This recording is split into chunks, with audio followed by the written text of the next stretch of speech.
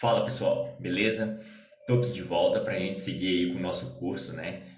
A gente parou aí meio que na estruturação do nosso módulo de login, ali ainda na parte de começar a fazer os use cases, mas o que acontece é que eu acabei dando uma sumida aí, tive aí fazendo algumas transições, né? Referente à minha carreira, a maneira como eu queria seguir, porque eu estava trabalhando com outros frameworks, como Java, por exemplo, trabalhando com Oracle, ao mesmo tempo, paralelo com o Flutter, eu queria dar um maior foco ao Flutter. Então, eu resolvi fazer uma transição aí que agora vai me dar mais foco em cima do Flutter e, consequentemente, né, vou absorver mais conhecimento e conseguir trazer aí para vocês, tá? A intenção aqui é que a gente vai finalizar o curso como um todo, né, finalizar essa aplicação e tem muita coisa aí para ser feita. Então, vamos para cima aí, né? E seguir. Queria perguntar para vocês aí, se possível, deixem nos comentários se vocês têm interesse que eu fale de outros assuntos a respeito do Flutter, porque até então tem seguido aí com a sequência do curso, né? Mas postar vídeos também fora disso, para a gente gerar discussões aí, se vocês quiserem. Por favor, comenta aí, deixa o interesse em cima disso e talvez possíveis assuntos para a gente discutir que a gente pode falar. Então, o que que acontece? Vamos seguir aqui com a nossa aplicação, né? A gente tinha estruturado até então a parte do que representaria, né, uma classe de falhas, né? A gente também estruturou aí uma entity básica que vai representar o nosso user, né, que vai ser necessário para fazer a ação de login. E ficou faltando alguns pontos que eu acabei esquecendo. Eu só vi aqui que eu estava dando uma olhada, que é o seguinte, ó. Eu precisei fixar no meu PubSpec duas versões, no Flutter modular para 2.01, tá? Porque aqui eu estou no Flutter 2.0.6 e eu ainda não estava utilizando no Safety quando eu comecei o curso. Então, para manter tudo funcional aí, se vocês configuraram da mesma maneira, fixem essa versão aqui e no modular Code Generate também é 2.1, que na hora que a gente fazer o uso de geração de código, caso vocês tenham um problema, façam isso aqui que provavelmente vai estar resolvendo, beleza? E aqui dentro do nosso módulo de login também ficou faltando um package que a gente vai precisar aqui na nossa aula, que seria o package referente a repositories, tá? Esse package é onde vai ficar basicamente uma classe, né, que contém os contratos que permitem a gente realizar a comunicação com a camada de infra. Então, o nosso domain ele vai comunicar com a camada de infra através dos repositórios. O meu package que eu acabei criando no lugar errado, eu vou arrastar ele aqui para o domain, porque é o lugar certo que ele tem que ficar, tá? Então, estou fazendo um refactor aqui. E o lugar certo dele, como eu disse, é aqui dentro do nosso domain.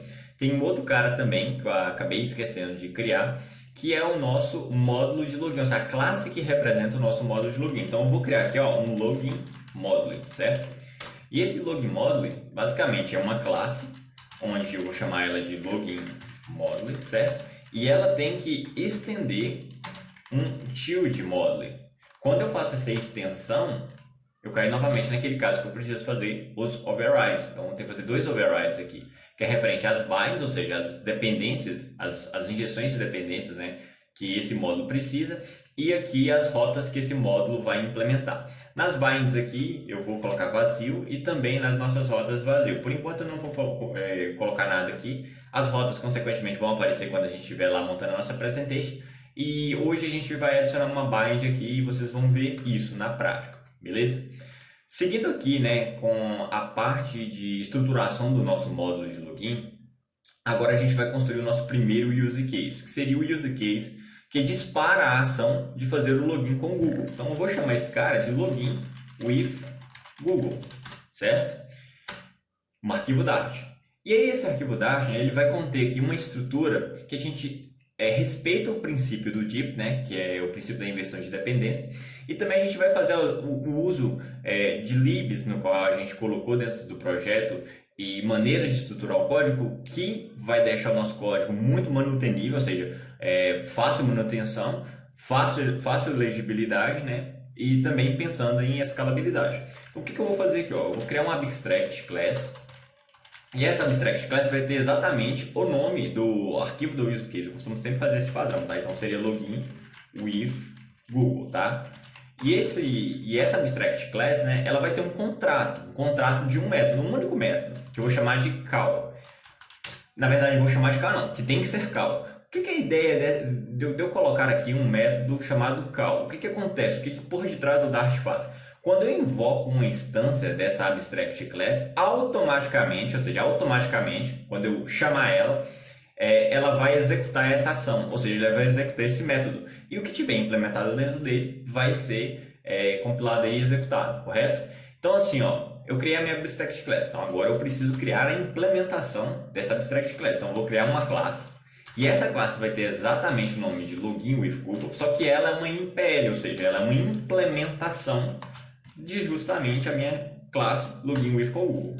Quando eu faço isso, automaticamente aqui a nossa IDE, se você tiver no VS Code também vai fazer isso, vai chegar, ó, você precisa fazer um override, ou seja, você precisa fazer a implementação concreta desse contrato que está na sua abstração de classe. Então eu vou colocar aqui a minha implementação e vou deixar dessa maneira simples por enquanto. Então a estrutura básica está ok. A gente criou aqui a nossa abstração de classe e a nossa implementação concreta. O que a gente agora vai fazer é o seguinte: como eu disse, a gente vai trabalhar com o princípio da inversão de dependência, que consequentemente eu preciso de injeção de dependência para fazer isso. E quem vai auxiliar nesse ponto é o Flutter modular, que é uma lib que a gente está usando dentro do projeto. E para isso eu posso chamar esse cara aqui, ó, @injectable, tá? Esse @injectable, se a gente entrar dentro dele, ó, e a gente for ver aqui, ó, de onde que ele está vindo, ele está vindo lá do Flutter modular, correto? E o que esse cara vai facilitar? Ele vai gerar para nós um código referente à nossa bind de injeção, ou seja, é o código necessário para permitir que eu injete essa dependência dentro do meu módulo. Então isso aqui vai facilitar demais para a gente o processo aí de organização do código. Então esse @injectable ele vai permitir fazer essa geração de código. E para fazer essa geração de código você precisa fazer o seguinte, ó, venho aqui no nome do meu arquivo, né, para a gente manter padrões. Eu copio o nome de todo o arquivo até o ponto .dart. E depois do nosso import aqui, eu faço basicamente isso, ó, um part, e coloco dentro aspas o nome. Depois do ponto do Google, que eu coloco o ponto G e deixo o ponto .dart, ponto e vírgula. E o que isso aqui indica? Que na hora que eu rodar um comando de build, né, para geração de código, ele vai gerar um código justamente com esse nome, fazendo aí, né, o que é necessário para criar o código de injeção de dependência. Eu vou rodar aqui para vocês, ó, dentro do terminal, esse comando que é o flutter pub run build runner build. Ó, você pode, opa, ficou faltando um D aqui, build runner build. Vocês podem ou rodar o comando no final aqui chamado build ou watch, tá? A diferença entre o watch e o build é o seguinte: no build ele só vai executar essa vez que eu estou mandando, no watch ele fica escutando. Então toda vez que ele enxergar um código que é buildável, ele vai fazer essa geração para você. Só que consequentemente isso vai gastar mais processamento no seu setup. Então vejam aí o que é viável para vocês. Aqui eu vou rodar somente uma vez e ele já está gerando, tá? E assim, aqui eu estou rodando várias coisas, o PC está um pouco mais pesado, mas costuma ser bem rápido essa geração. Ele está gerando, terminou de gerar. Se a gente vir aqui, ó, no nosso use case, vocês vão ver que ele criou um login with Google.g. Então, se eu entrar dentro dele, ele criou para a gente, ó, essa geração de código, essa bind de injeção. Então, ó, aqui em cima já fala, ó, geração de código, não modifica, então, pelo amor de Deus, né, pessoal? Não vamos mexer nesse código porque ele foi gerado automaticamente. Se vocês precisarem gerar de novo, vocês podem deletar ou gerar o comando com delete conflict output, que ele vai deletar e gerar para vocês novamente de acordo com a configuração que vocês precisarem. E aqui, por exemplo, esse singleton e esse lazy são configurações que vocês podem passar, tá? No @injectable de vocês. Aqui dentro tem essas configurações, então dependendo da situação vocês podem trabalhar com singleton ou não. O singleton, assim, eu não vou entrar aqui em detalhes neles, mas o que isso quer dizer? Quando uma classe é singleton, ela só tem uma instância para aquele módulo de trabalho, tá? Ou seja, o seu módulo trabalha em singleton, é uma única classe com únicas variáveis geradas para todo aquele contexto. Quando você trabalha com um singleton false, por exemplo, um exemplo assim, vamos dizer que para ficar claro na mente, você imagina o Instagram, vocês têm perfis diferentes. Para cada perfil que você vai, se você tiver um singleton como true, ou seja, é uma classe de controle singleton para os perfis, isso pode acabar gerando problemas na hora de você navegar entre os perfis, porque as variáveis dentro do controller vão manter os seus valores. Quando você tem um singleton false, para cada instância de perfil, ele vai criar um novo controlador com suas variáveis separadas. Isso facilita. Enfim, só para dar um overview, vocês podem pesquisar mais a fundo aí e entender o que o singleton e o que o lazy pode fazer de benefício para vocês. Então, assim, pessoal, o nosso código aqui em tese já foi estruturada a base dele, né, dentro do nosso use case. E agora a gente vai fazer alguns pontos aqui. Primeira coisa, vamos injetar essa dependência no módulo respectivo, que é aqui no módulo de login. O que acontece? O módulo de login, né, a camada que ele tem que estar, eu acabei de puxar ele aqui, ele tem que estar fora, tá? Então, assim, ó, aqui tem uma pasta de login. Se a gente estruturar aqui por packages, para organizar melhor para vocês verem, só para ficar claro, ó, ele tem que estar no mesmo nível da pasta de login. Vou voltar aqui para Project, eu acho que fica melhor. E dentro do módulo de login, a gente vai injetar essa bind que a gente gerou. Então, basta colocar cifrão, escrever ó, login, e ele aparece lá, login with Google. Então, basicamente, quando eu faço esse comando aqui na bind, eu estou indicando para o Flutter modular a respectiva injeção de dependência do meu use case, né? Então, ela está aqui. Beleza. Agora, vamos voltar lá no nosso domain, né? No nosso use case. E vamos fazer alguns pontos. Vamos começar a pensar o seguinte, né? Agora a gente vai meio que organizar aqui como ficaria a estrutura, pensando aí numa regra de negócio e também para facilitar o fluxo tanto de erro como de sucesso da nossa chamada. Vocês concordam comigo que essa call, na hora que eu executar essa ação, ela é uma chamada assíncrona? Ou seja, ela vai lá no Firebase, faz uma consulta e aí lá no banco de dados do Google e retorna uma resposta para a gente. Então esse cara teria que ser obrigatoriamente, né, um filter. Ali ele não estava dando erro porque o Dart ele permite que você crie métodos sem instanciar a tipagem. Ele consegue entender mais ou menos ali por detrás o que está acontecendo. E que a resposta aqui desse filter, né? Assim, imaginemos o seguinte, é um filter e que a resposta dele seria do tipo user, né? Que é o nosso user que a gente criou. Então o que eu vou fazer? Eu vou levar essa tipagem aqui para a nossa call. Até então aqui está ok. Só que o que acontece? Esse tipo de chamada que tem um retorno único, ela tem limitações, concordam? Porque, assim, ou eu vou ter que retornar nulo no meu usuário, fazer um if lá, para se o user estiver nulo, faça isso, assim, assado. Ou então eu vou precisar dar um throw exception lá no meio do código, isso também não é muito legal. E aí entra um cara que é da lib do Darzi, que é o Aether, tá? O Aether, eu vou colocar ele aqui depois do filter, é o seguinte, vou abrir aqui, ó, vou abrir e fechar o maior menor e vou chamar o Aether. O Aether é o seguinte, vou entrar dentro dele. Basicamente o que ele entrega pra gente é um retorno do lado esquerdo e do lado direito, sendo bem simplista. Onde o lado direito quer dizer o seguinte, que é o nosso retorno com sucesso. E o lado esquerdo é o lado onde possa acontecer alguma falha. E aí eu detalho essa falha da maneira que eu achar mais conveniente. E aí o que acontece? Como eu disse, ele tem que ter lado direito e esquerdo. Então dentro dele, o problema que ele está achando aqui é o seguinte, que eu também tenho que ter outro cara, que seria do lado esquerdo, que eu coloquei somente um ali. Então o que eu vou inserir aqui? Eu vou inserir uma failure. Por que uma failure? Não sei se vocês recordam. Uma failure, se a gente for ver aqui, ó, ela está implementada lá no nosso core. Dentro de erros, né? Então a gente tem uma failure mãe que implementa uma exception. Então essa failure que controla toda a aplicação é esse cara. Só que quando eu generalizo isso, facilita para mim a organização do meu código, porque dentro do domínio do módulo de login eu também tenho um erro. Só que esse erro é o do tipo erro login, certo? E esse erro login ele estende uma failure. Logo, dentro do encapsulamento do Aether aqui, se eu emitir um erro login, ele vai aceitar, porque o erro login automaticamente é um cara do tipo failure. Então o que eu vou fazer? Eu vou pegar essa tipagem e vou passar aqui para a minha implementação da minha call. E com isso agora a gente tem uma estrutura de chamada onde a gente tem um retorno mais organizado, a gente pode ter dois tipos de retorno, que me indicam ou que houve uma falha ou que houve um sucesso. E aí agora sim a gente vai implementar a nossa parte que se refere à chamada assim, assertiva de lá no repository e regras de negócio. Tá. Para isso, o que eu vou fazer? Dentro do meu repository eu vou criar aqui uma nova classe, tá? Que vai ser justamente com o nome de login repository. Esse login repository, ela vai ser uma classe abstrata, tá? Com aquele conceito de contratos. Então eu vou criar uma abstract class, vai chamar login repository. E essa login repository, ela vai ter um contrato. Esse contrato é um método, certo? A tipagem do método eu vou colocar exatamente a mesma tipagem lá do nosso use case, ou seja, ele é um filter que retorna um ether, né, que pode vir uma failure ou um user. E o nome desse método fica a cargo do que você achar que é mais conveniente para o que ele vai ser executado. Eu vou colocar aqui, ó, execute, né? Vou colocar assim, execute, login Google. Vou colocar dessa maneira, mas poderia ser qualquer outro nome, tá, pessoal?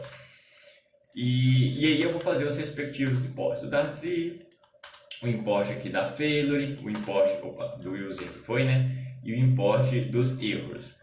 Tem um ponto que eu vou levantar já, que é em relação a essas nomenclaturas aqui, ó, dos impostos. Dá pra gente organizar o código de uma maneira, né? Se vocês... tem umas libs que a gente adiciona que falam boas práticas do Dart e tem uma boa prática que a gente pode fazer, tá? Que ao invés de deixar aqui o package com o nome do nosso aplicativo, a gente pode tirar isso aqui, colocar um ponto barra, e aí ele aceita da mesma maneira. Aqui no meu caso seriam 4 camadas e eu posso fazer a mesma coisa aqui para o core, tá?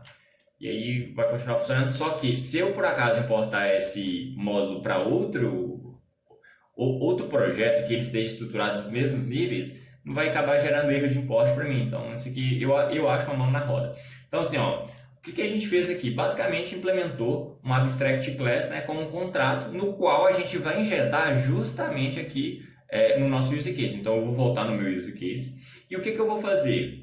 Eu vou fazer o seguinte, ó, dentro aqui da minha call, eu vou criar um final. E esse final é do tipo login repository, com o nome do próprio login repository, certo? E obrigatoriamente ele vai me pedir para construir um construtor por parâmetro. E quando eu faço essa construção por parâmetro, essa construção por parâmetro, eu acabei colocando errado, pessoal, não é aqui, tá? O local certo onde eu tenho que colocar esse login repository é aqui, ó. Eu vou colocar aqui. E aí, quando eu faço essa construção por parâmetro, ele automaticamente vai fazer a injeção do meu repository. E eu consigo fazer o uso dela aqui dentro do meu método. Então, eu chamaria o login repository.execute login com Google. Beleza. O que acontece? Aqui a gente teria meio que imaginando que fosse o caminho feliz, não tivesse nenhuma barreira, não tivesse nenhuma regra de negócio. Então, se eu vou lá, executo, chamo meu repository com login com Google e faço o que eu preciso fazer. Mas a gente vai tentar colocar uma regra de negócio aqui, que é basicamente validar se o usuário tem uma conexão ativa. Para isso, a gente importou no nosso projeto lá no início um cara que chama Connectivity.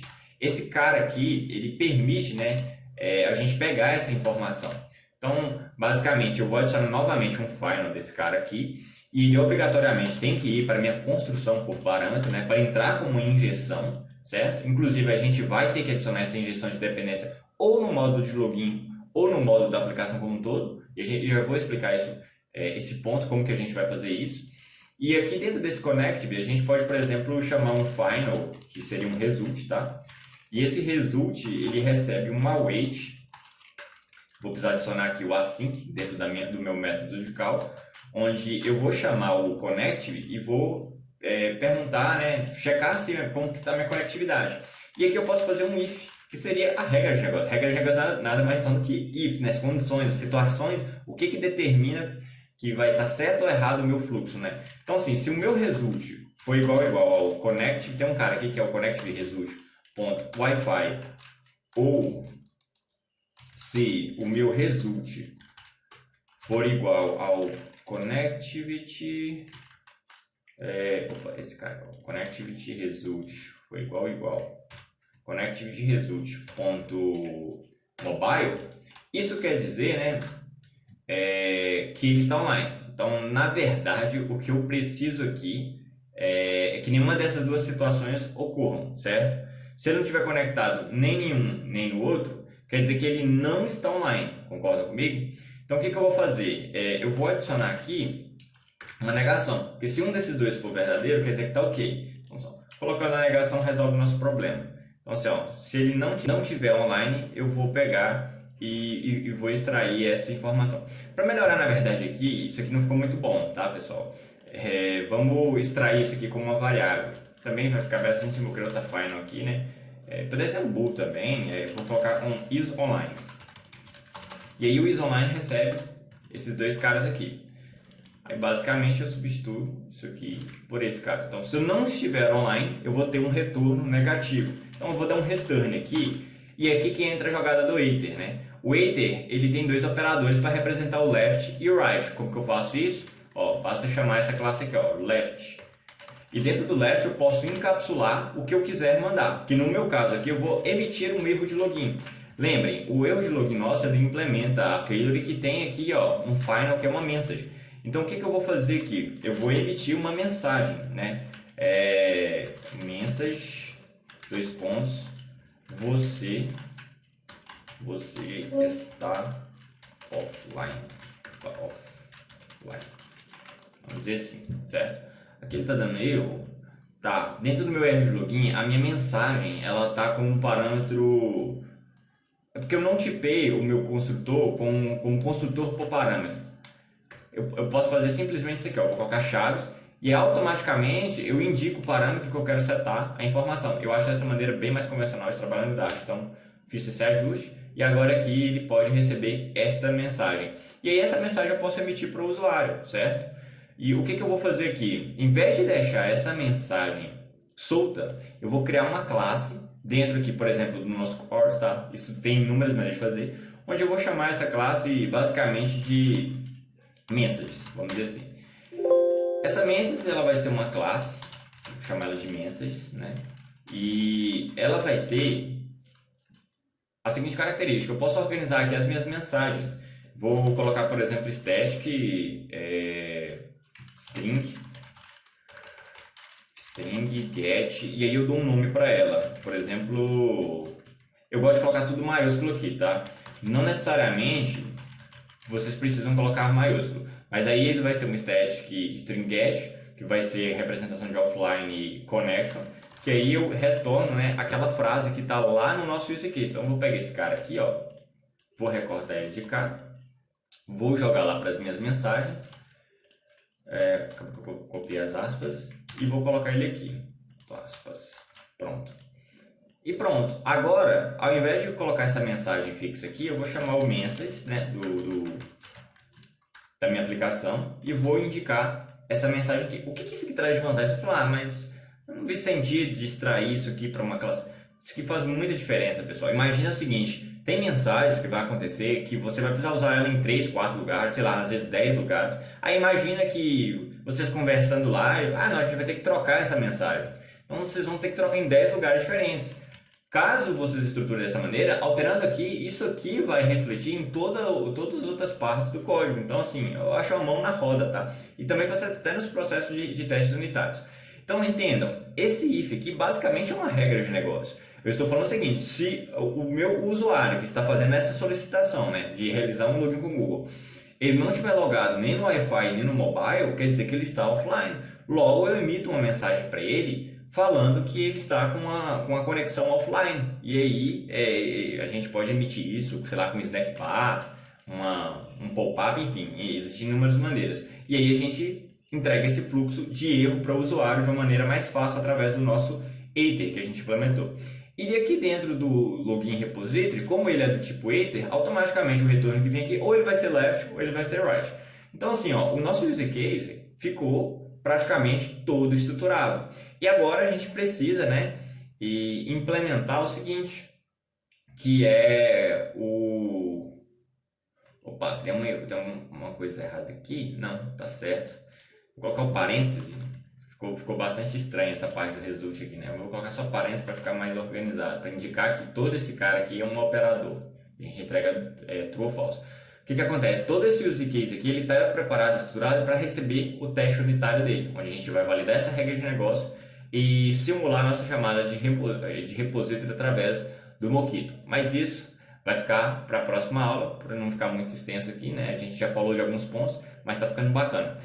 Um ponto, a gente pode notar aqui que nosso G, né, ele está com problema. O que isso quer dizer?